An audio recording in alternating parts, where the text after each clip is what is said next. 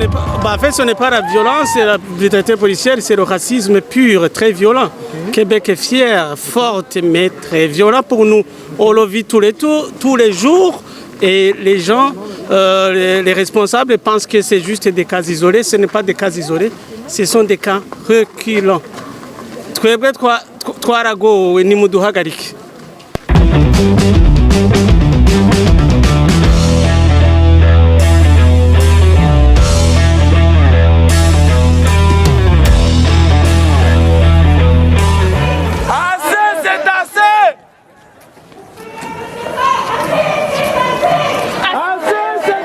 Messieurs, chers amis de Diaspora Interaction, nous sommes tous réunis aujourd'hui pour la marche contre le profilage racial et la violence policière.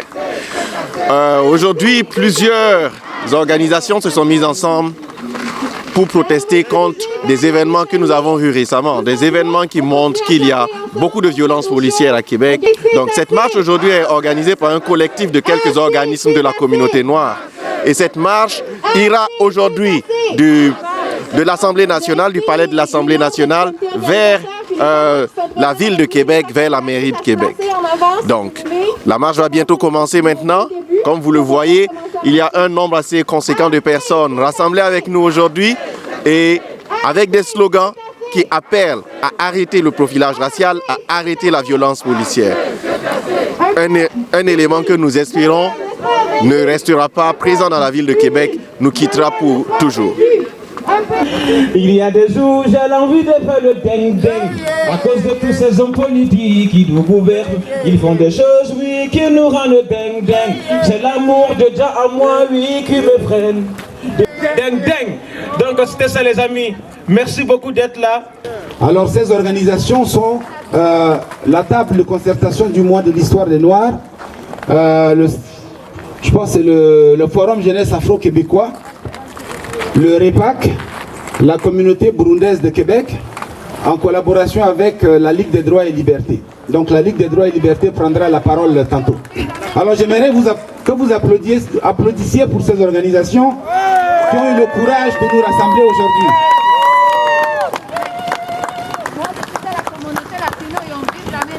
Voilà, nous sommes contents d'être Québécois et Québécoises, quelle que soit notre origine. Et l'une des choses qui fait notre fierté de Québécois et Québécoises, c'est quoi? C'est que nous avons une société pacifique qui refuse la violence. Ça, c'est quelque chose que nous aimons fièrement.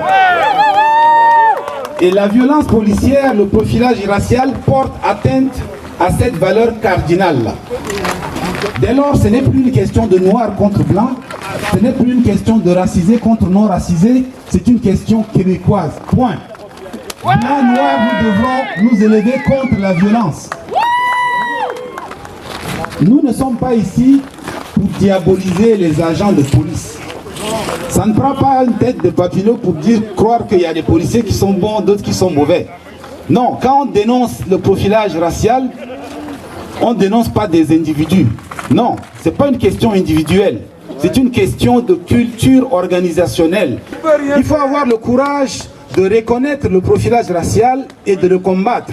C'est ça notre revendication. Est-ce que vous êtes d'accord avec ça? Voulez-vous qu'on reconnaisse le profilage racial? Voulez-vous que le nouveau maire de Québec combatte le profilage racial? Voulez-vous que la police de Québec combatte le profilage racial? Voulez-vous une enquête indépendante?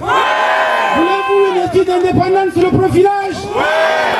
Alors que M. Bruno Marchand, le nouveau maire de Québec, entende ça. Bon, donnons-lui une chance quand même. Donnons-lui une chance, il vient d'arriver. J'ai toujours peur quand mes enfants sortent la nuit. Parce qu'on n'est plus regardé que les autres. On n'est plus ciblé tout le temps. C'est ça. Moi, en tant que mère, je veux que la police protège mes enfants.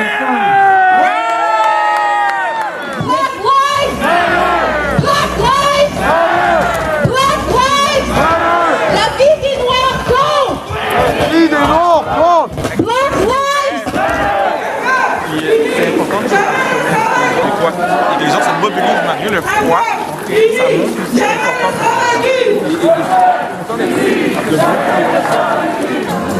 Je pense que c'est important d'être là pour dénoncer les abus dans les interventions policières, dénoncer aussi le profilage racial qui peut arriver. Il y a un mouvement, vous savez, mondial sur cet enjeu-là. On voit qu'à Québec, on n'est pas épargné par ces dynamiques-là, donc c'est important, comme citoyen, de prendre la rue, de manifester son opinion sur la question pour faire pression sur les autorités pour qu'il y ait les changements qui s'imposent. Dans la ville de Québec, il n'y a pas un seul policier noir. Alors, je pense que ça prend une meilleure représentativité et surtout un meilleur contrôle des ajustements des forces policières.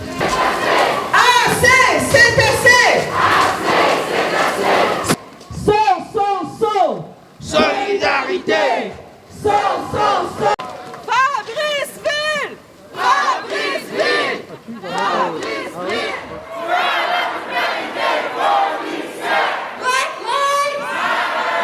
Merci à tout le monde. Ce qu'on est venu dénoncer aujourd'hui, c'est la brutalité policière, le profilage racial, le racisme systémique. On demande, comme vous le savez, une enquête indépendante sur le profilage racial dans la ville de Québec, ainsi que sur les incidents de brutalité policière qu'on a vu circuler sur les réseaux sociaux dans les derniers jours.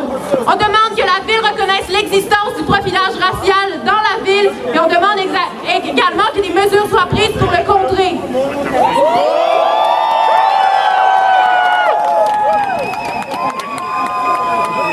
On est arrivé à notre point de destination, on est à l'hôtel de ville.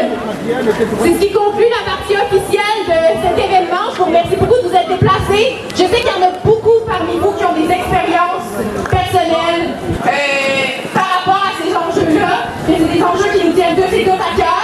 Je vous encourage à rester, à bâtir des liens avec des gens que vous ne connaissez pas, qui sont dans la foule, à vous solidariser les uns les autres pour que cette lutte-là continue en dehors de cette marche-ci.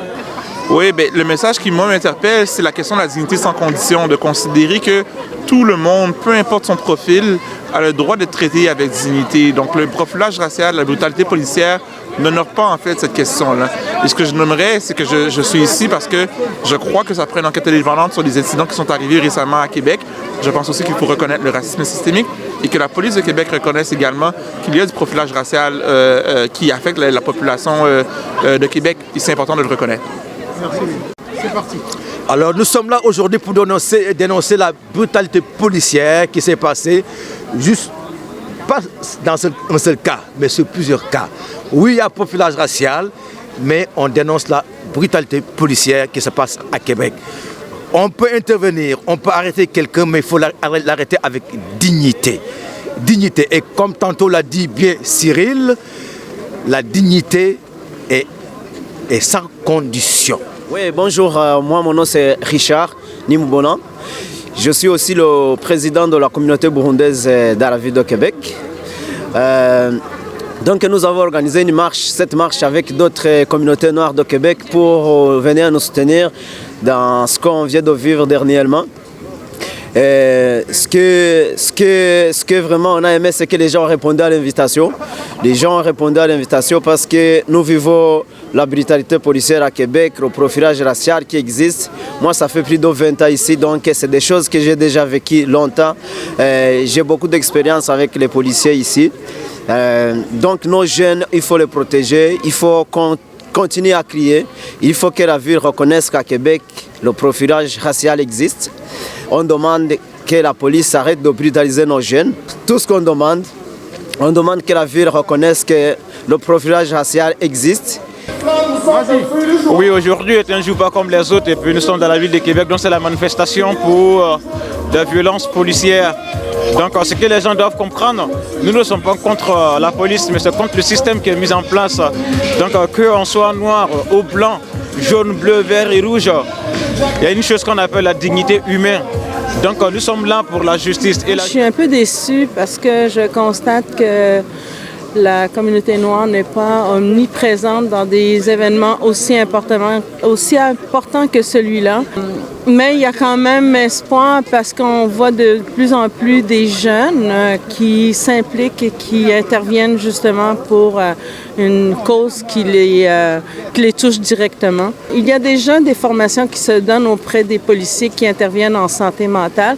Cette formation-là devrait être donnée à tous les policiers, non pas juste à certains qui interviennent.